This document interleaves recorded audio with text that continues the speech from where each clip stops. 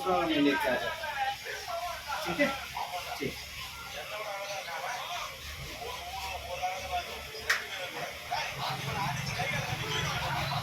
ಹಾಳಾಯ್ತು ಅಂತ ಮಾಡಬೇಕು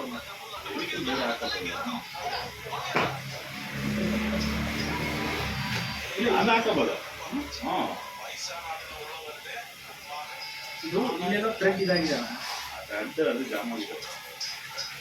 ಆಯ್ತು ಹಿಡ್ಕೊಂಡು ಹೀಗೆ ನೋಡೋಣ ಎಲ್ಲರೂ ಇದಿದೆ ಸಿಗುತ್ತಲ್ಲ.